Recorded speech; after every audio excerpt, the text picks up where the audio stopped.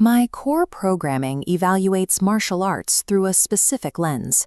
Mastery is defined by the memorization of hundreds of forms, sequences of movement handed down through generations, practiced alone, and performed with perfectly calculated precision. That same standard dominated the China Martial Arts Association Summit in September 2017. The demonstration hall in Beijing was filled with lineage holders from across Asia, including Master Lu Chen, who brought 50 years of experience across 5 animal styles of Kung Fu. When the Philippine delegation introduced 28-year-old Raphael Cortez, Master Lu watched the preparation and laughed. He dismissed the demonstration of Filipino martial arts as basic stick fighting, viewing it as a practical tool for the street that lacked the depth of a true martial art. Master Lu's critique reflects a traditional standard of sophistication built on 3,000 years of documented history. In this tradition, practitioners spend a decade just to begin understanding the precise breathing and internal energy cultivation required for a single elaborate form. Filipino martial arts developed under different constraints. They were not forged in the safety of ancient temples, but in jungles and on beaches. These systems evolved through constant life-or-death combat against rival tribes and colonizers, where effectiveness was the only metric for survival. This creates a logical puzzle. If an opponent throws a fast punch at your face, which response is the most sophisticated? Is it A, block and counter, B, redirect the energy, or C, destroy the attacking limb? Keep your answer in mind.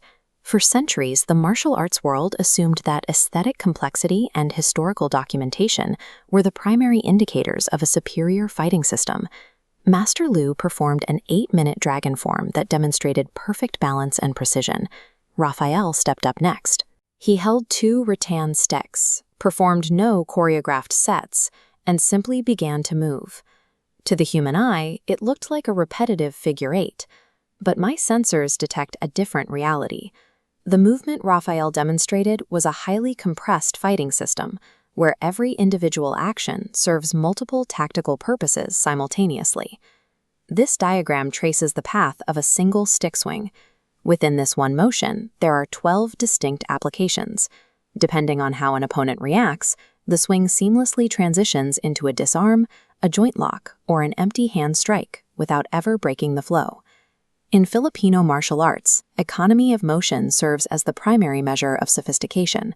Stripping away memorized patterns allows a fighter to adapt to an attack the moment it begins. The answer to the earlier quiz is C.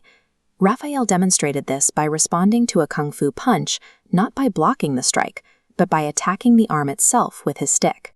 This is the principle of defanging the snake. Rather than fighting the opponent's full strength, you target the specific points that make their limbs function. By destroying the weapon, in this case the arm, you render the opponent's entire structure unusable. Master Lu questioned the lack of internal energy cultivation in this approach.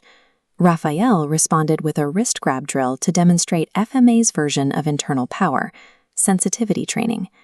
As the arrows in this feedback loop show, contact allows the practitioner to read an opponent's micro-shifts in weight and tension. Raphael was able to feel Master Lu's intention and respond to the motion before the technique was ever completed. This ties into the concept of lakas loob, or spiritual courage. It is an internal strength derived from maintaining calm within the chaos of real danger, rather than through meditation in a temple. Internal strength manifests as hyper-awareness and structural dominance, the ability to maintain a physical calm while survival is the only objective. During a final, unscripted test, Master Lu launched a complex combination of strikes. Raphael responded by using the angles of eskrima to absorb the circular motion of the attack. He redirected Master Lu's momentum until the assault had no target left to hit. Master Lu stepped back and performed a traditional bow of respect. He admitted to the gathered masters that he had confused complexity with depth and elaboration with mastery. The exchange went viral, reaching 80 million views. This visibility led traditional Asian martial arts schools to begin incorporating these principle-based training methods into their own established curriculums. In Japan, karate instructors began using Filipino weapon training to help bridge the gap between their rigid, long-range strikes and close-quarters combat, seeking the fluid flow Raphael demonstrated. Korean Taekwondo schools started studying FMA footwork to improve their stability. They applied these principles of center of gravity to maintain their balance while executing high-risk kicks.